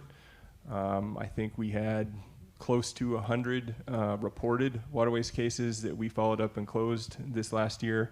but there's more out there. So the idea is if we can raise awareness, that's going to help resolve that. But yeah. Perfect. Good to know. And I'm going to try and start up at the front here and work my way back, or else I'm going to miss people. So, Sarah, I believe you might have had a question right here. I didn't hear the word climate change mentioned very much here. Why is that? That's a good question. Didn't come up in our slide prep. I think in terms of the planning for the future slide here, this is really where you're seeing this in the tools. I could go through these different documents and talk a little bit. One I guess that sticks out is the climate action plan. That's the community climate action plan that the city put together, or the community put together several years ago in response to a changing climate. Just to, I guess, maybe pull the curtain on back on that one just a little bit. That produced a strategic energy management plan effort within the city. And so now every time a water utility or our engineering group sits down to do a water master plan or look at a new piece of infrastructure, we have to think about renewable energy. We have to think about the climate impacts of it. That's a directive from the city management group. Anytime we do an engineering infrastructure planning exercise, to consider climate change through that exercise and what that means. So that elicits a lot of conversations about our water utility. So when we dive into the integrated water system master plan and you start to look at long-term water projections and trying to understand what that level of uncertainty is going to bring us, it's hard. That's why we're doubling down on conservation. That's why we maintain the dual source, because we don't really know what the answers to climate change are. I know I've looked at some of the handouts here on the tables, and I think that when we look at the cause for like groundwater declines here, and we think about some of the other conversations we've had as part of this series, there's this cyclical drought cycle we go through here in Central Oregon. You can argue if it's 10 years, every 10 years, every 20 years, but over the course of time, over the last 100 years, we are like this, right, in terms of groundwater levels. And you've seen that. What I am interested in is the how big those peaks and valleys are going to get, and how the temporal time is going to stretch out. That's what I think is going to really pose challenges for utilities, causing us to think more about how to be flexible, how to be resilient in the face of a lot of changes here.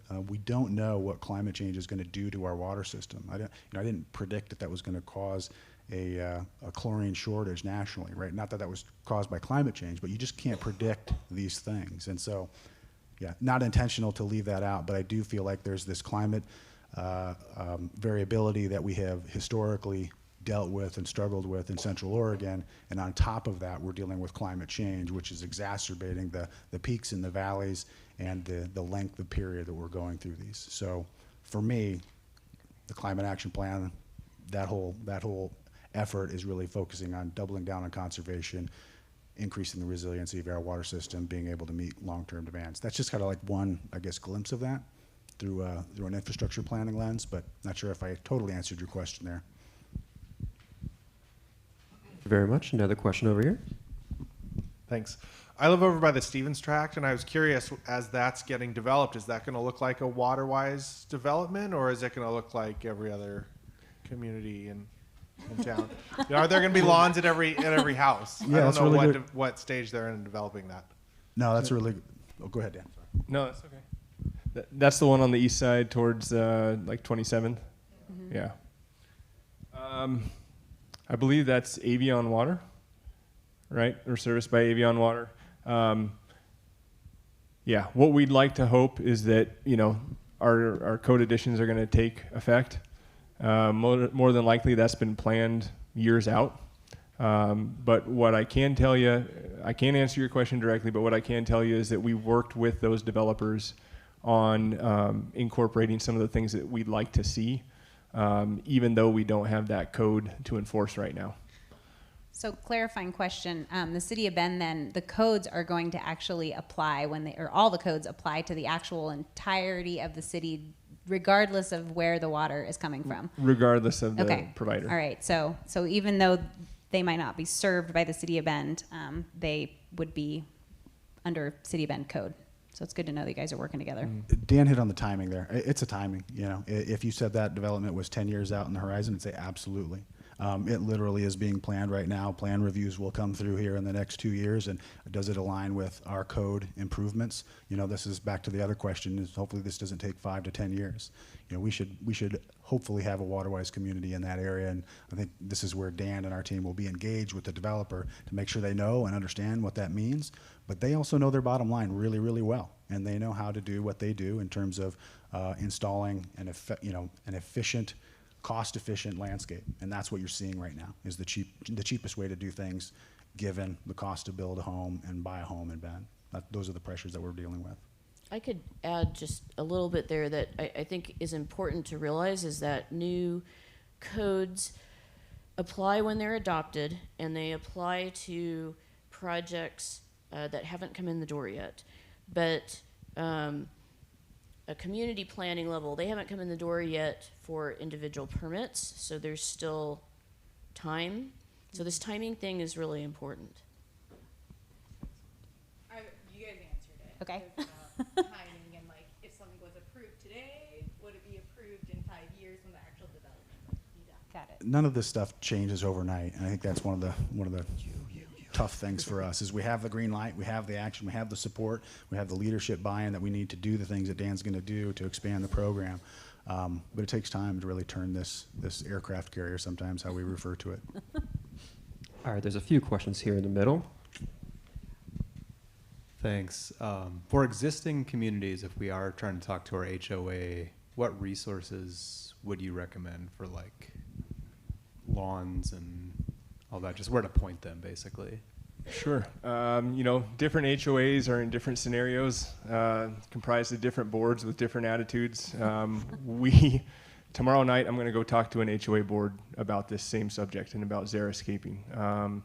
You know, there has been some legislation with the continued drought where we've got links to it, but essentially it said, you know, those CCNRs lost the authority during the drought declaration to require lawns to be maintained to a certain, whatever the CCR HOA aesthetic was. We've had various levels of success doing that, but certainly we're there to provide resources, talk and present at boards to help kind of inform and push that along.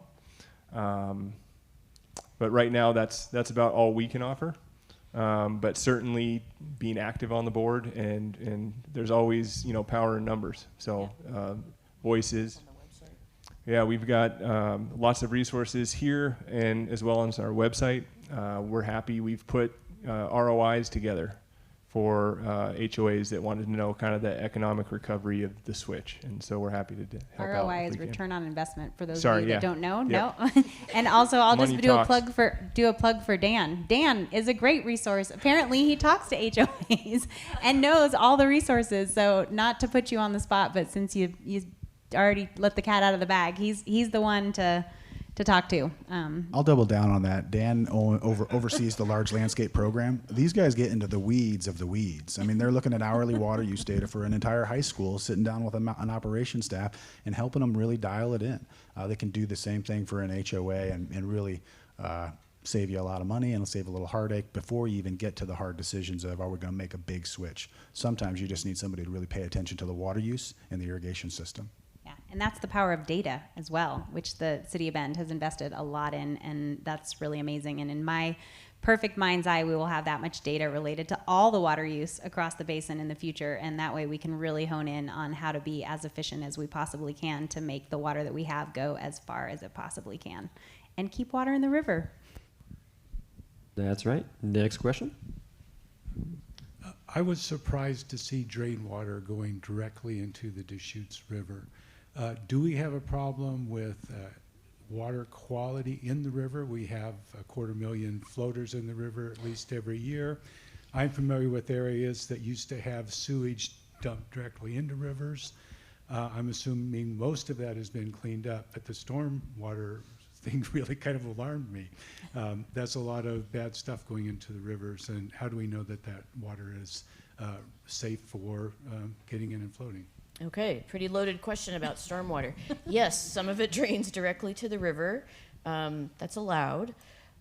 We don't have any combined sewers in Bend, which is one of the things you were referring to about there are other cities, like City of Portland spent $1 billion doing separation projects to separate stormwater from wastewater. So we don't have that issue of what you flush down the toilet doesn't go to the river. So that problem's not there. But you know, the stuff that comes off your brake pads and your tires and all these places where there's a lot of little pieces of chemicals building up on the pavement, there are areas of town where it washes into the river. So so one is there was a list of the things that you can do to help, right? But also we have programs like street sweeping. So we pay for street sweeping with stormwater dollars because we're cleaning pollutants off the streets before it gets into the river. It's also why we make sure to clean the systems regularly. There's a whole suite of measures that we have in place, and you know, I could go through this long list of maintenance measures and construction site. I understand they're trying to mitigate it. I just want Yes. to know is if it's consistently safe and are they testing for it? So as in the river where kids shouldn't be wading and okay, so good question is about, he's asking about monitoring and do we know if the water is safe. So we do a couple of types of monitoring. So one is we monitor some of the stormwater before it goes into some of these stormwater systems. We do that every year. We have right now 7 locations where we check stormwater from at least a couple of storms a year. We're consistently in good shape in regards to that water is not toxic. The other thing we do is we voluntarily do an ambient water testing at different locations along the Deschutes River, and we have a report about that was just produced. Again, that's not showing issues of concern, and typically when you see like concerns about people swimming in rivers, it's typically in places like Portland and the Willamette River, and you've just had a rain event and you've had some of those combined sewers overflowing into the river. We luckily don't have that situation. So we do check on that, and it's not of concern at this point, and we're starting to look at some of the new emerging contaminants of concern as well. Again, those seem to be below action levels at this point, but we keep an eye on it. Great. Thank you very much. Another question here in the middle. And I just want to let everybody know, because we are getting a little low on time, if we don't get to everybody, I am volunteering our presenters to stick around for a couple minutes afterwards and answer anything. In regards to the water districts, the few water districts we have in Bend, are you able to talk about it all, about the conflict of interest that they may have with climate change in their profits and trying to do the right thing? Boy, Can we answer that question on behalf of the city of Bend instead of trying to? yeah, this is where I do stay in my lane as a water manager, utility provider. I focus on our own water utility. I mean, I can't comment on that with all due respect. I'm happy to translate it into a Bend version of that question if you'd like, but I don't want to waste your time either. I understand the spirit of the question.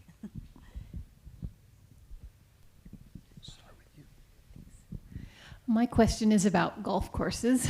You said that the city of Bend does not provide water to any of the golf courses. But in an earlier presentation, you said that golf courses were not part of the agricultural 86%. And if they're not part of the 2%, where do they get their water? Very good question. We knew this one was going to come up.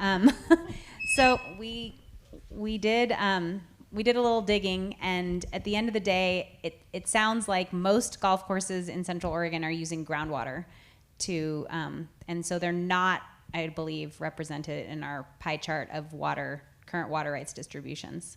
There are a few there's one in the city of Bend, I believe, that has its own water right related to surface water. And then there are, as Lori mentioned, a couple like Pronghorn and others that are using reclaimed water. So it's sort of a combination of the 3 sources of water.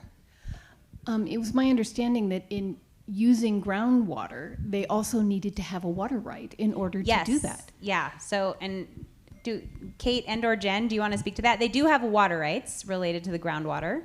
I'll let the experts chime in from the back of the answer room. This with Owen, maybe. But actually, we were having the same question, and that analysis in the pie chart, that 2% is not the City of Bend only. It's municipal and quasi-municipal. And I believe that when we looked at the numbers, that quasi-municipal encompasses most of the golf courses. It doesn't encompass River's Edge, which uses Central Oregon Irrigation District irrigation water. But most of the golf course, the other use comes from groundwater that actually is captured in that 2%. Yeah, and I guess going back to the 2%, to Kate's point, the 2% is not just the City of Bend, it's also Prineville, Sun River, Lapine, Redmond, quasi-municipal uses, just as mentioned by Kate. So it's essentially all the muni/quasi-municipal uses that are not ag and not the water that's left in the river. So hopefully that clears things up. And that was a great question and one that we really spent some time trying to grapple with yesterday. And Owen, do you want to say something? Some of those are groundwater irrigators. You might have some very complex relationships where an individual golf course would have an irrigation water right in their own name, and so that might be grouped into the irrigation. Right. No groundwater standards. Yeah. That was all part of the Deschutes Basin study. Yes. Yeah. All of the water uses in Oregon. And so So for the both those categories. So for the people online, Owen is saying that, that pie chart came from the Deschutes Basin study that was completed in 2019, is available on the Deschutes River Conservancy's website, all the nitty-gritties of that report. And Owen was making the point that some of those golf courses could potentially be within that 86% of the agricultural uses because they could be using irrigation water. So it gets a little complicated, and it doesn't sound like we spent the time in the basin study to make a sliver for golf courses on that particular pie chart. But the whole goal of the presentation was to try to put it into perspective in terms of the quantity of water that is probably going in the basin that's going to the golf courses versus some of the other uses, and not to tease it out of that particular chunk of the pie chart. So, but thank you for being such a good student. Yeah, good eye on that data there. So my question is directed to the partnership with City of Bend and DRC. I have no idea if you can answer this, but I'm dying to know the answer as a 30-year local. Why do we allow a non-revenue generating activity of floating the Deschutes to add in all that trash and pollutants each summer when it's such a valuable resource? The trash is insane, and I don't understand how come no one is recognizing how we were fine when we didn't allow that, and I'm wondering what benefit that brings to our community, because it's certainly not financial. It's not very safe. I'm going to take one for the team here, because I feel like the City of Bend doesn't actually have anything to do specifically with the floating that occurs in the City of Bend. That's actually the Parks Department, and it's a special use permit, as far as I understand, through the Parks Department. And I will push back a little bit too on it being a non-revenue generating thing. It actually does generate a significant revenue for the contractors who run the facility, and a portion of every single tube rental goes to help fund one of our partner organizations, which is the Upper Deschutes Watershed Council. So I have to push back a tiny bit on the non-revenue generating piece, while acknowledging that it has completely changed the face of the Deschutes River in the summer months. I completely understand. I haven't been here 30 years, I've been here 10 years, but it has definitely changed things. But the City of Bend is agnostic probably on this topic entirely, and the Parks Department would be the place that you would want to chat about such things. And then again, there is revenue that is being generated by every single tube rental that is occurring, the orange tubes specifically, and that money is, at least in part, going back to an organization to help with some restoration projects, with trash cleanup, etc. And just to clarify, saying Parks Department, so Parks and Bend District is a separate district, right? Yeah. Yeah, thank you very much for that clarifying. I actually meant to make that point a lot earlier in the presentation. So the City of Bend, obviously from our biggest water users slide, they do deliver water to, like, the Parks District they are a patron of the City of Bend in your water system, but they also are, it's its own district. It's got its own government. It's its own little entity. So it also has water use beyond what you're seeing on the slide here. So yeah, thank you so much for pointing that out, Lori. I was like, yeah, my previous professor self would have been very mad at calling it the department. It's the Parks District. And Lisa's really nice for letting us off the hook. Yeah, we're not in charge of the tubers, but we're interested in water quality. I mean, we're the city that's surrounding this beautiful river, right? So, yeah. No financial benefit to you for a resource that you're actively managing and protecting. Yeah. Between all of.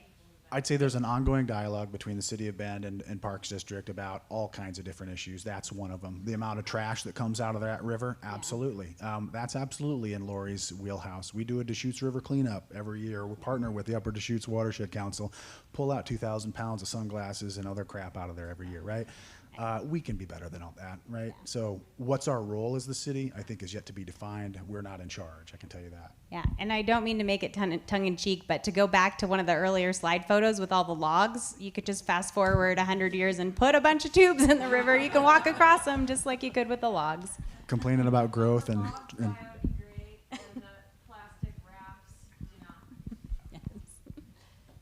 All right, do we have more audience questions? Someone's patiently waiting in the back of the room for a long time. Couple of people. Couple of things. I want to compliment the panel. You're very well informed, and I'm really impressed with your answers. I want to start with a comment. I've traveled down to Chile a lot, and if I recall correctly, it's illegal in Chile to irrigate in the daytime at all across the whole country. And I'm wondering how much water would be saved, when you not just in the city, but when you go around the Deschutes Basin and they got irrigation going on all summer long on a hot day with, the evaporation rates that go on. How much could the city save just if you had a mandatory no irrigation or excessive water use after 9 in the morning or something like that? I don't know if you've tried to calculate that. I'm curious. And I'm also curious, if that would really mess with your demand, right? If everybody turned on at night during that peak part of the graph, the 60% water usage. I mean, I completely agree with you, but I just wonder from a delivery perspective if that would cause you problems. use less water because it's not evaporating, that's what I'm trying to get at. Right, and that's, so you must have read our water use code because there is no irrigation between 9 a.m. and 5 p.m. So that is one of the things that we do enforce. It's pretty easy to pick up. I'm not saying it never happens, but it's one of the things that we look for because it's not as effective. We're losing water before it even gets down through the soil. You also grow mold. You grow mold big time if you always irrigate at night. Well, early actually, morning hours. One of the things we don't necessarily, unlike Valley or some other, we're so arid here that we don't see a lot of fungal diseases unless there's a nutrient imbalance. So over fertilization, excess nitrogen in the soil, things like that can cause some types of fungus. But we are so arid that the nighttime watering, we don't see a lot of fungal diseases on lawns, actually. I didn't mean to interrupt an answer. Yeah. I'm just acknowledging it's a little past 8 and there's people leaving, so that everyone should feel free to go. We're so excited about the questions, and hopefully our panelists have a few minutes if you want to stick around and continue talking. But let's thank our panelists for a great presentation.